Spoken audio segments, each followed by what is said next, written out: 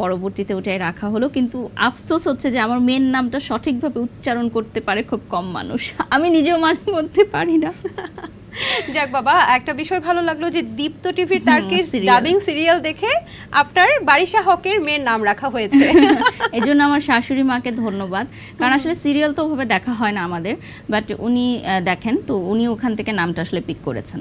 আচ্ছা, আপনি বাংলাদেশের প্রথম প্রেগনেন্ট একজন নারী হিসেবে র্যাম্পে কাজ করেছেন, তাই না? জি। তো ওই অভিজ্ঞতাটা কেমন ছিল? আসলে মেয়েকে নিয়েও তো এখন দেখতে পাচ্ছি র্যাম্পে হাঁটেন মাঝে মাঝে, বিষয়টা কেমন লাগে?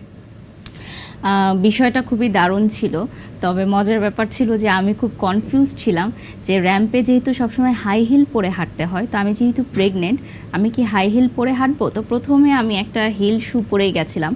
পরবর্তীতে ব্যাক স্টেজে ছিলেন টুম্পা মা, মানে আমি ওনাকে মাই বলি, কারণ উনি হচ্ছেন আমার খুবই শ্রদ্ধেয়, এবং টুম্পাপুর কাছ থেকে আমি অনেক কিছুই শিখেছি। আপনি অ্যাডলফকে আবার পাপা বলেন, এটার কথাটাও জানবো। না, আগে বলতাম, এখন বলি না। বলেন না? না।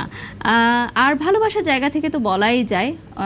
উনিও আমাকে শোবিজ ইন্ডাস্ট্রিতে যখন আমার স্টার্টিং ছিল, উনি আমাকে অনেক কাজ দিয়েছেন, এবং ওনার মাধ্যমেই আমার আসলে মডেলিংয়ের কাজ শুরু করা। অ্যাডলফ খানের কথা বলছি। এখন বলেন না কেন?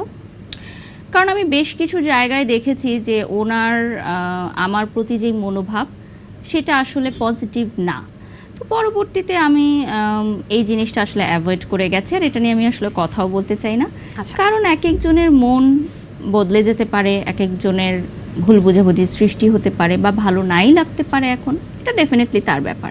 আমি যে কথাটা বলছিলাম, তখন টুম্পা মা আমাকে বললেন যে বারিশ, তুই একদম মানে এগুলো নিয়ে চিন্তাই করিস না, তুই হিলটা খুলে ফেল, আমি তোকে স্লিপার দিচ্ছি, তুই স্লিপার পরেই হাঁটবি। পরবর্তীতে আমি স্লিপার পরেই আসলে র্যাম্পে হেঁটেছিলাম। আচ্ছা, তার মানে ওই অভিজ্ঞতাটা খুবই সুন্দর ছিল। তবে আমি যেরকম ঠিক সেভাবেই আমাকে প্রেজেন্ট করা হয়েছে। আপনি মেয়েকে নিয়েও মাঝে মাঝে দেখি খুব সুন্দরভাবে র্যাম্প ওয়াক করেন বা র্যাম্প মডেল হিসেবে কাজ করেন।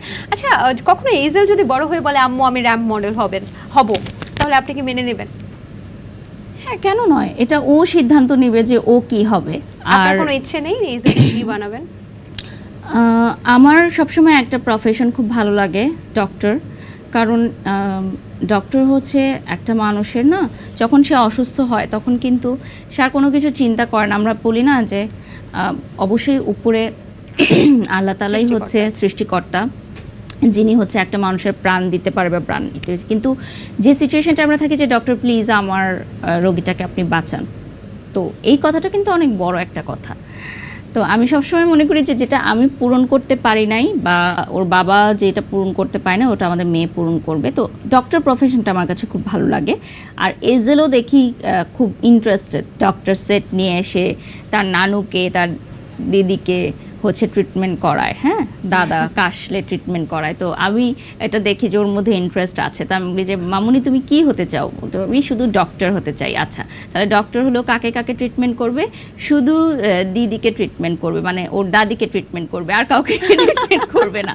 মানে এটা আমার কাছে খুব মজা লাগে। তো এটা আসলে ওর উপর ডিপেন্ড করে যে ও কি হতে চায়। এবং যেমন আমি যে সেক্টরে কাজ করছি, ব্র্যান্ড প্রমোটিং,